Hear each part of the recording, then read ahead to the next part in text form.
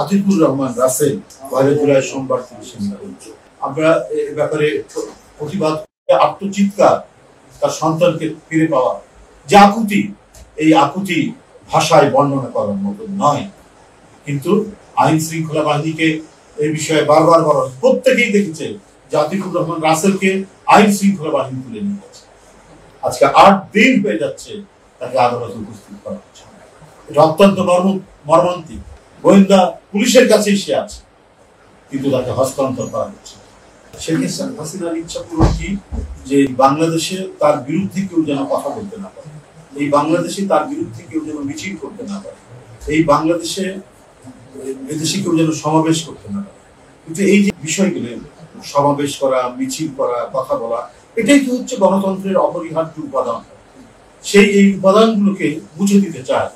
গণতন্ত্রের যে অধিকারগুলো আছে, সেই অধিকারগুলোকে প্রয়োগ যাতে না হয়, সেই জন্য সরকারি যন্ত্র দিয়ে বিরোধী দলের নেতা কর্মীদেরকে নানাভাবে তারা দমন করছে। এই দমন পৈশাচিক, এই দমন নিষ্ঠুর, এই দমন রক্তাক্ত। যত দিন যাচ্ছে তত একের পর এক সরকারের কুকীর্তিগুলো বেরিয়ে আসছে। শেখ হাসিনা যাদেরকে দিয়ে বিরোধী দলকে দমন করিয়েছেন, তারা এদেশের জনগণের সম্পদ, অর্থ লুট করে যেভাবে বিদেশে টাকা পাচার করেছে এবং দেশের মধ্যেও তারা যত সম্পদের মালিক হয়েছে। আগে কি যখন জমিদার প্রথা ছিল, আগে যখন নবাব প্রথা ছিল, তখনও সেই নবাব জমিদারদেরও এত সম্পত্তি ছিল কিনা ব্যক্তিগতভাবে এটা বলা অত্যন্ত কঠিন। কিন্তু পাচার করার সুযোগ করে দেওয়া হয়েছে নানা। যারা ঋণ খেলাপি হয়েছেন ১,৮২,০০০ কোটি টাকা, এই ঋণ খেলাপিরা তারা ব্যাংকের কোন নিয়ম নীতি না মেনে নতুন নিয়ম করে, নিয়ম ভেঙে তাদেরকে ঋণ দেওয়া হয়েছে। এরা কারা? এরাও সরকারের লোক, এরা আওয়ামী লীগের ঘনিষ্ঠ লোক, এরা আওয়ামী লীগ করে। যারা লুটপাট করেছে, যারা হরি লুট করেছে, যারা টাকা পাচার করেছে, সবাই ক্ষমতা ঘনিষ্ঠ। এবং এরা যে ব্যাংক থেকে টাকা দিয়েছে, সেই টাকার উপর হাজার হাজার কোটি টাকা দিয়েছে, এই তার সুদও হয়েছে সেরকম হাজার কোটি টাকা। সেই সুদ মাফ করে দেয়।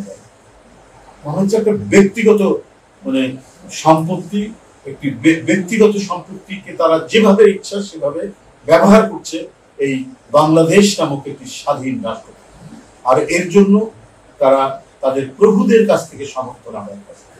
কারণ জনগণকে তারা শত্রুপক্ষ বানিয়েছে, জনগণকে তারা দমন করছে। কারণ একটা অবাধ সুষ্ঠু নির্বাচনের মধ্যে তারা জিতবে না, এই কারণে তারা জনগণকে তাদের বিরোধী শক্তি মনে করে, তাদের শত্রুপক্ষ মনে করে।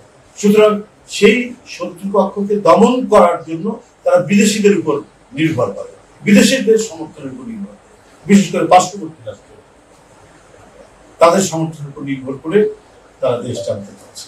আর সেই চালাতে গিয়ে অভ্যন্তরীণ ভাবে দেশের ভিতর থেকে গণতান্ত্রিক শক্তিকে দমন করার যে ধারাবাহিক আমরা ভয়ঙ্কর দৃশ্যগুলো দেখেছি, যে ভয়ঙ্কর অত্যাচার, নিপীড়ন, নির্যাতন দেখেছি, সেটা অব্যাহত।